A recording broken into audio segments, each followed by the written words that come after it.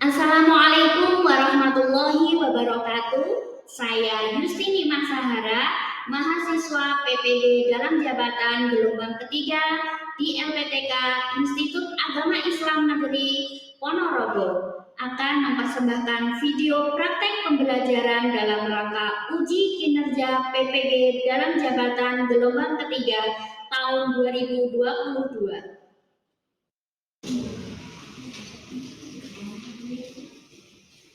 Assalamualaikum warahmatullahi wabarakatuh.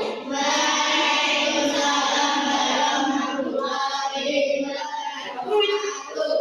Selamat siang anak-anak. Selamat siang Bu Guru. Kaifa halu? Baik, alhamdulillah. Ya, hari ini walaupun sudah siang masih semangat kan? Masih. Ya, kita sekarang memasuki semester 2. Ya, kali ini hari ini kita belajar mata pelajaran fikih ya. Hari ini mata pelajaran fikih dengan Bu Sarah. Nah, sebelumnya kita seperti biasa berdoa dulu sebelum belajar. Ayo, Mas Didom silakan dipersiapkan berdoa. Siap berdoa mulai. Bismillahirrahmanirrahim. Alhamdulillahirabbil alamin. Ar-Rahmanir-Rahim. Maliki yaumiddin. Iyyaka na'budu wa iyyaka nasta'in. Ihdinas siratal mustaqim. Siratal ladzina an'amta 'alaihim ghairil maghdubi 'alaihim waladdallin. Amin. Bismillahirrahmanirrahim. Raditu billahi rabban wa bil islami dinan wa bi Muhammadin nabiyyan wa rasulah. Rabbi zidni ilma warzuqni fahma. Amin ya rabbal alamin. Oke, untuk menumbuhkan rasa cinta tanah air kita kepada bangsa Indonesia, ayo seperti biasa kita menyanyikan lagu kebangsaan dulu. Lagu apa, anak-anak? Garuda Pancasila. Oke, lagu Garuda Pancasila. Ayo, 1, 2, 3. Garuda Pancasila. Aku mendukung pada proklamasi sedia berkorban untuk Pancasila dasar negara. Rakyat ambil makmur sempurna, pribadi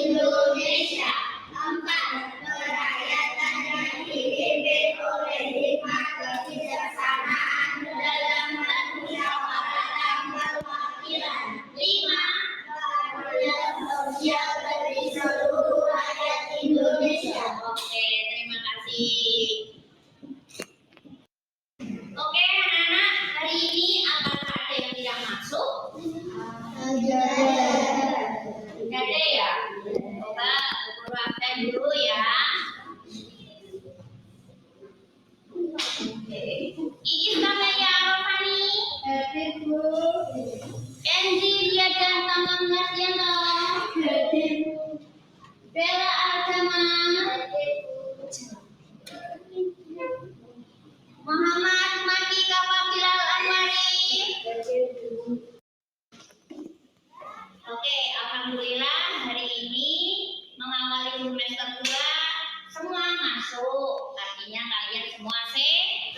Alhamdulillah. Sekarang kita akan belajar pelajaran apa, Cak? Oke.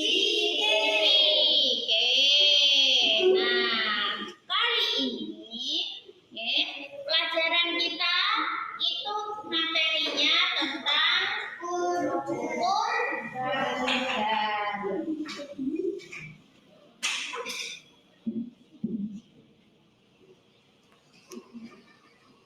ada yang pernah dengar? Nah, ya mestinya. Siapa yang pernah dengar? Ada yang pernah melakukan? Biasanya kurban dilaksanakan ketika apa? Ketika Idul Adha. Nah, kali ini kita akan belajar materi kurban. Tujuannya, nah yang pertama yaitu nanti kalian mampu menelaah apa sih sejarahnya ibadah kurban. Nah, selanjutnya yang kedua yaitu nanti kalian mampu menguraikan pengertiannya kurban dengan baik dan benar. Kemudian tujuan yang ketiga yaitu mampu menemukan dalil atau dasar hukum ibadah kurban. Dan terakhir nantinya kalian mampu mengkomunikasikan tata caranya ibadah kurban. Oke? Siap untuk menerima pembelajaran hari ini? Siap. Siap mulai mana? Siap? Siap. Ayo coba. Kalian pernah dengar tepuk tunggal? Nah, paham ya? Coba ayo kalau kita mulai. Tepuk tunggal. Tunggal. Siapa yang salah ya? Kalau tunggal berarti apa? Iya, tahu tunggal kan? Tahu. Ya, ayo coba. Tepuk tunggal.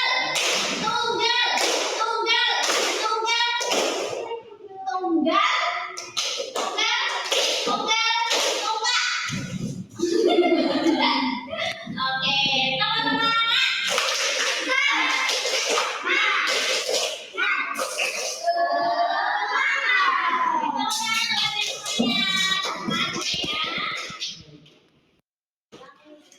Nah, sekarang sebelum kita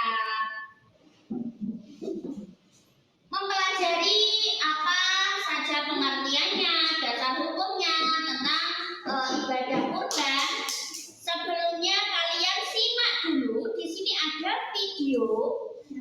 Video ini isinya tentang sejarahnya ibadah kurban. Mungkin ada yang pernah dengar dari Nabi siapa? Dari Nabi.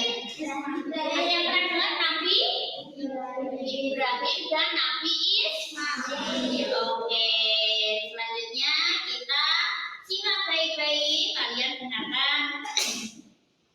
Oke.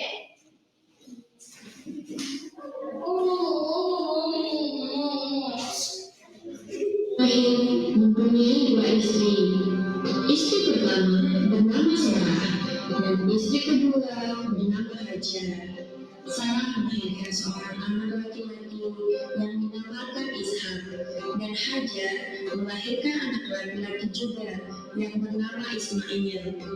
Sarah merasa kurang senang hidup bersama Hajar. Berkali-kali ia meminta kepada suaminya agar Hajar dan anaknya dipindahkan ke tempat lain. Akan tetapi, Nabi Ibrahim tidak segera mendukungnya. Barulah setelah menerima perintah dari Allah, Nabi Ibrahim mengajak Hajar dan Ismail pindah ke Mekah.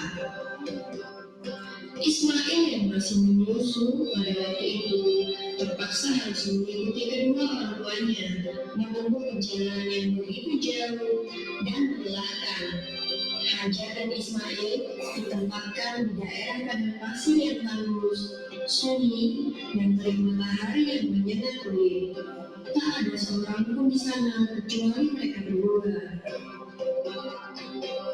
Setelah beberapa tahun Nabi Ibrahim alaihissalam meninggalkan anak dan istrinya itu, ia pun merasa rindu. Beberapa kali ia membuat keputusan untuk melihat keadaan anak dan istrinya itu. Dan ketika utusannya mengatakan bahwa anak dan istrinya dalam keadaan yang baik-baik saja, Nabi Ibrahim pun merasa lega. Ternyata kehidupan istri dan anaknya itu diberi serba kecukupan oleh Allah Subhanahu wa Ta'ala.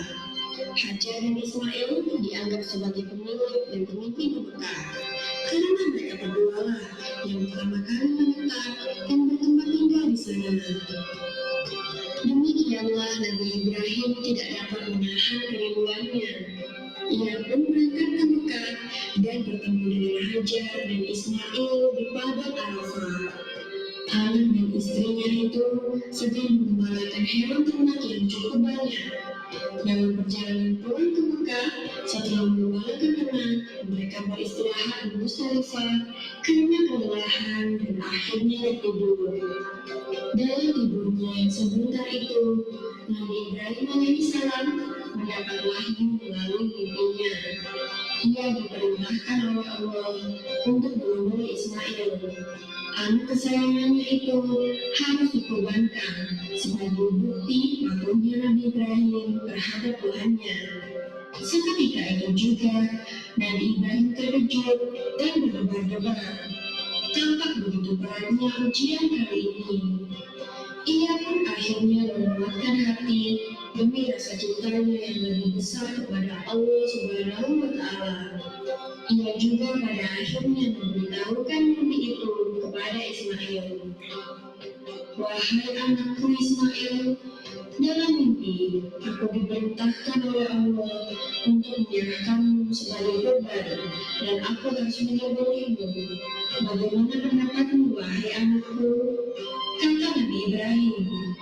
Ismail pun menjawab, wahai ayah, sekiranya itu perintah Allah, maka laksanakanlah apa yang telah diperintahkannya kepadamu. Aku akan tetap sabar dan ikhlas menerima cobaan ini. Dikisahkan iblis berusaha menentang perintah Allah kepada Nabi Ibrahim. Berkali-kali iblis memuji Nabi Ibrahim agar tidak melaksanakan perintah itu. Namun Nabi Ibrahim tetap melaksanakan perintah Allah, dan godaan iblis yang begitu dahsyatnya tak akan mampu menentukan ketaatan Nabi Ibrahim kepada Allah. Nabi Ibrahim membawa Ismail ke atas bukit. Di sana, Ismail menggunakan kain penutup mata dan pedang tajam pun sudah dipersiapkan. Ketika pedang itu sudah berada di leher Ismail, tiba-tiba tubuh Ismail pun diganti dengan seekor kambing yang lembut oleh malaikat Jibril. Dengan demikian, selamatlah Ismail dari penyembelihan. Allah Subhanahu wa Ta'ala berfirman kepada Nabi Ibrahim, hai Ibrahim, kau sudah melaksanakan perintahku dengan ikhlas. Sebagai gantinya, aku berikan binatang ternak untuk disembelih. Ini adalah cobaan besar bagimu. Peristiwa itu terjadi pada tanggal 10 Dzulhijjah di Mina, dan sampai sekarang dirayakan seluruh umat muslim sebagai Kalian sudah selesai tadi menyimak video tentang cerita sejarah ibadah kurban. Sudah jelas kan? Ya. Tapi tadi harusnya ya, yang tadi Bu Guru perintahnya apa? Simak video. Nah, berarti kalian bukannya ada yang ngobrol sendiri, terus malah apa? Hanya yang kata-kata penting seperti tadi peristiwanya tadi terjadi di tanggal berapa, terus di mana tadi itu kan dicatat. Jadi ada yang penting itu dicatat. Oke? Lain kali seperti itu, oke anak-anak ya. Nah, selanjutnya kita langsung kurban. Maaf ya. Ibadah kurban pada siang hari ini. Yang pertama langsung saja ke pengertian kurban. Kurban coba dibaca Mbak Naili. Pengertian kurban. Kurban berasal dari kata koroba yang artinya adalah dekat. Secara lebih luas, kurban diartikan sebagai tindakan menyembelih binatang tertentu atas dasar perintah Allah dan petunjuk dari Rasulullah dengan harapan agar dapat lebih mendekatkan diri kepada Allah Subhanahu wa taala. Ya, jadi sama seperti biasanya ibadah zakat, ibadah yang lain-lain juga. Pengertian kurban itu pada dasarnya juga ada dari segi istilah dan dari segi bahasa. Dari bahasa itu dari kata oroba, artinya dekat. Oh, boleh ya. Dari bahasa Arab yaitu oroba artinya dekat. Sedangkan secara istilah, secara garis besarnya juga kurban artinya tindakan menyembelih binatang tertentu atas dasar perintah Allah dan petunjuk dari Rasulullah dengan harapan agar dapat lebih mendekatkan diri kepada Allah. Karena tadi kan apa? Dari kata koroba artinya kan dekat. Nah, itu tadi esensi ibadah kurban. Maksudnya tujuannya untuk lebih mendekatkan diri kepada Allah. Paham? Nah, selain itu juga ibadah kurban ini juga sebagai perwujudan rasa syukur kita terhadap nikmat Allah. Jadi yang punya nikmat harta kekayaan yang berlebih mungkin, nah bisa digunakan untuk berkorban, membeli binatang untuk berkorban, untuk dibagikan ke para fakir miskin. Jadi seperti itu, Kemudian dasar ibadah kurban yaitu yang pertama dari Al-Quran surat Al-Kautsar. Pasti ini ada kan ya, yang semuanya kan masa ada yang nggak hafal? Pasti semua sudah hafal kan? Al-Kautsar. Coba yuk kita baca bareng-bareng. Bismillahirrahmanirrahim. Inna a'tayna al-kautsar fasholli li rabbika wanhar. Inna syani'aka huwal abtar. Itu artinya sungguh kami telah memberimu nikmat yang banyak, maka laksanakanlah sholat karena Tuhanmu dan berkorbanlah sebagai ibadah untuk mendekatkan diri kepada Allah. Sesungguhnya orang-orang yang membenci kamu dialah yang terputus dari rahmat Allah. Itu tadi artinya dari surat Al-Kautsar ayat 1 sampai 3. Tapi kita garis bawahi di sini yang merupakan dasar hukumnya ibadah kurban dalam Al-Quran. Kalau dalam surat Al-Kautsar fokusnya ke ayat ke fasholli li rabbika wanhar itu, Jadi yang artinya maka laksanakanlah sholat karena Tuhanmu dan berkorbanlah sebagai ibadah dan mendekatkan diri kepada Allah. Itu paham ya? Itu dari dasar hukumnya Al-Quran. Selanjutnya yang berdasarkan hadis, itu artinya langsung saja dari Abu Hurairah radhiyallahu an, ia berkata, Rasulullah Shallallahu Alaihi Wasallam bersabda, barang siapa yang mempunyai kemampuan untuk berkorban tetapi tidak mau melaksanakannya, maka janganlah ia dekat-dekat ke tempat sholat kami. Hadis riwayat Ahmad.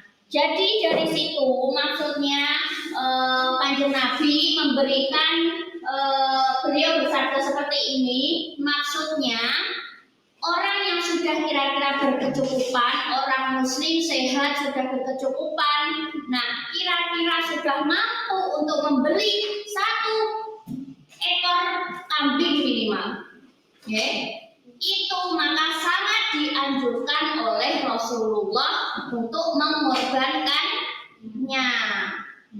Jadi sampai di situ Rasulullah begitu menganjurkan. Kenapa sangat dianjurkan? Karena Rasulullah sampai jika tidak mau melaksanakannya maka janganlah dekat-dekat tempat sholat kami. Jadi waktu itu maksudnya Rasulullah ada. Jadi dari orang yang berkecukupan, orang yang kira-kira sugih-sugih kaya, ojo sampai pikir, jadi tetap kita peduli dengan sesama dan dalam Islam beribadah lewat ibadah kurban. Ada pertanyaan? Dari sini paham ya? Nah, kita lanjutkan hukumnya kurban saat ini. Tadi sudah disebutkan dasar hukumnya kan ada dari Al-Quran dan hadis. Semuanya sangat menganjurkan baik Allah maupun Rasulullah. Nah, hukumnya pada dasarnya itu adalah sunnah mu'akkad. Artinya sunnah yang dianjurkan. Jadi sunnah setengah wajib, katakanlah seperti itu ya. Jadi walaupun nggak melaksanakannya karena mungkin belum mampu, itu nggak apa-apa. Tapi yang sudah mampu itu loh yang dimaksudkan. Yang sudah mampu ini sunnah mu'akkad. Jadi yang lebih baik yundang gitu. Paham ya, anak-anak ya? Jadi ini bedanya sunnah mu'akkad sama sunnah yang biasa saja. Sunnah mu'akkad beda lagi. Jadi sunnah mu'akkad itu adalah sunnah yang sangat dianjurkan. Bisa dikatakan setengah wajib. Nah, ada lagi hukumnya yang kedua, hukum kurban itu menjadi wajib jika yang pertama seseorang bernazar untuk berkorban. Tahu nazar? Nazar itu istilah lain dari berjanji. Jadi misalkan ini, aku nek ranking siji pas ujian aku somben arep berkorban gitu. Itu namanya berarti nazar. Kalau kita sudah bernazar itu berarti wajib dikerjakan. Otomatis nanti waktu ibadah Idul Adha, ibadah kurban, orang itu yang sudah bernazar itu karena bernazar berarti sudah berjanji sama Allah, berarti harus wajib melaksanakan. Paham ya di sini? Jadi tadi hukumnya ada berapa? 2, sunnah mu'akkad dan wajib. Wajibnya itu jika ada orang yang bernazar. Atau yang kedua, ketika di pasar, aku wedhus iki. Antuk wedhus iki wedhus mbok kurban. Lah, sampai rumah kok ternyata wedhusnya hanya diternak saja sampai dua anak akeh terus diternakan ya. Berpenghasilan terus didoleh. Hukumnya apa orang itu? Dosa apa enggak? Dosa karena apa? Ya seperti bernazar tadi. Dia sudah mengakidkan kalau hewan ini benar-benar akan dijadikan hewan kurban, berarti harus tetap dilaksanakan menjadi hewan kurban. Paham ya dari sini? Ada pertanyaan? Enggak? Kayaknya kok udah lusuh sekali. Ayo kita semangat dulu ya, tepuk semangat yuk. Tepuk semangat.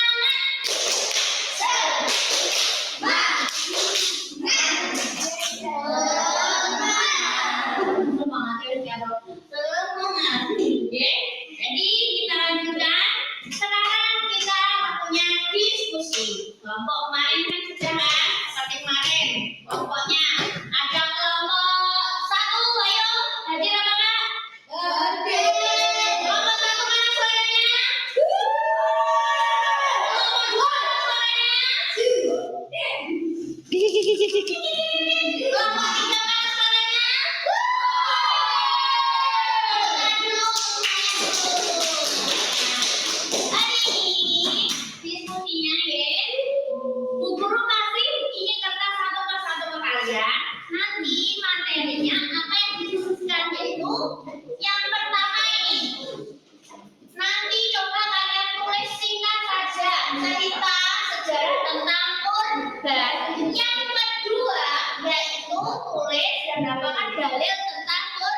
jalan tadi. Oke, paham? Ada yang ditanyakan? Oke, Bu Guru kasih waktu berapa menit anak-anak? 14 menit.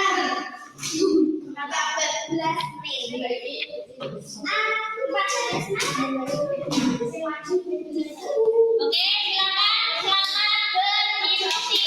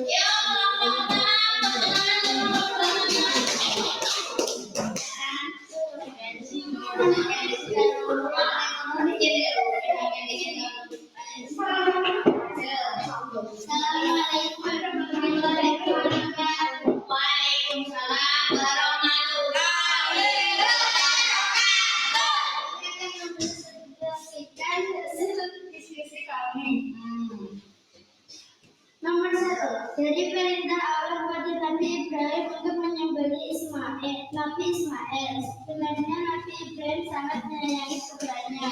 Namun karena kedekatan Ismail, beliau menyembelihnya. Namun pada waktu menjalankannya, malaikat Jibril mengganti posisi Nabi Ismail menjadi bunda atas perintah Allah. Yang tak mungkin setelah itu daging domba dibagikan ke orang yang miskin. Nomor 2. Masalah yang berjauhan, laksanakanlah sholat karena Tuhan. dan berkurbanlah sebagai ibadah dan mendekatkan diri kepada Allah. Assalamualaikum warahmatullahi wabarakatuh. Waalaikumsalam warahmatullahi wabarakatuh. Waalaikumsalam warahmatullahi wabarakatuh. Gimana? Nabi Ismail adalah anak dari Nabi Ibrahim. Nabi Ibrahim sangat menyayangi putranya. Pada suatu malam, Nabi Ibrahim Nabi Ibrahim bermimpi diperintahkan untuk menyembelih Nabi Ismail. Nabi Ibrahim sangat taat pada Allah SWT. Keesokan harinya, Nabi Ibrahim menceritakan berita tersebut pada Nabi Ismail. Namun ketaatan beliau kepada Allah SWT, Nabi Ibrahim dan Nabi Ismail ikhlas menjalankannya. Kemudian pada waktu Nabi Ibrahim akan melakukan penyembelihan, tiba-tiba posisi Nabi Ismail digantikan seekor domba oleh malaikat Jibril atas perintah Allah, yang kemudian daging domba tersebut dibagikan kepada fakir miskin. Oke, tepuk tangan untuk semuanya. Terima kasih sudah presentasi hari ini. Baik-baik semuanya, bagus semuanya. Oke. Nah, selanjutnya kita ke penilaian ya. Kalian buka buku LKS itu halaman 49. Kalian buka. Ya, coba kalian kerjakan dulu untuk Romawi 1 saja dulu. Sekarang nanti kalau yang sudah selesai boleh dikumpulkan di depan. Oke, sekarang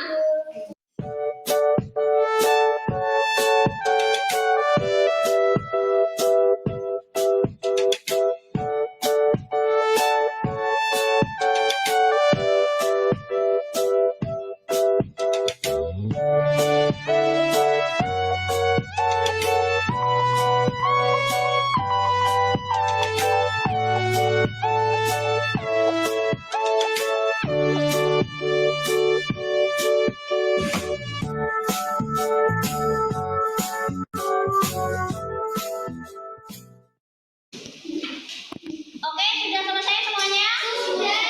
Silakan dikumpulkan. Yang rapi. Ayo. Kumpulkan dulu.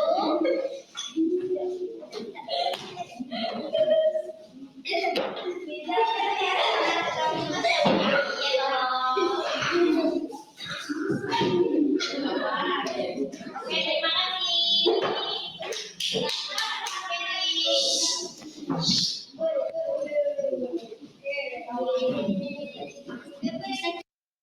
Nah, kali ini kita sudah selesai materi pembelajaran fikih pada hari ini, yaitu tentang sejarah dan pengertian serta dasar hukumnya ibadah kurban. Kira-kira dari sini mungkin ada yang tidak paham? Semua sudah paham ya kira-kira ya? Kira-kira setelah kita mempelajari baik dari video, pemaparan materi tadi, terus diskusi, intinya yang bisa kita ambil hari ini yaitu kesimpulannya apa kira-kira? Ya, Mbak Naili? Sejarahnya kurban dari Nabi Ibrahim dan Nabi Ismail. Iya, sejarah ibadah kurban itu berawal dari Nabi Ibrahim dan Nabi Ismail. Ada lagi? Ya, baik. Kurban untuk mendekatkan diri kepada Allah. Iya, betul. Kurban itu untuk sarana mendekatkan diri kepada Allah. Ada lagi kesimpulannya yang bisa kita ambil ya, Mas Abil? Betul sekali. Hukum kurban yaitu sunnah muakkad atau sunnah yang dianjurkan. Oke, tepuk tangan untuk semuanya. Baik anak-anak, karena materi hari ini kita sudah selesai, kita berdoa dulu di akhir pelajaran dan juga sekalian sebelum pulang pada hari ini. Yuk silakan. Mas Kafa, ayo disiapkan berdoa. Siap berdoa mulai. Bismillahirrahmanirrahim. Wal asri innal insana lafi khusrin illa alladzina amanu wa amilus solihati wa tawassaw bil haqqi wa tawassaw bis sabri. Rabbana atina fid dunya hasanah wa fil akhirati hasanah wa qina adzabannar. Bismillah. Mari kita tutup pelajaran hari ini dengan bacaan hamdalah bersama-sama. Alhamdulillahirabbil alamin. Selanjutnya nanti ada tugas di rumah. Nanti Bu Guru saya di grup WA kelas ya. Jangan lupa dikerjakan.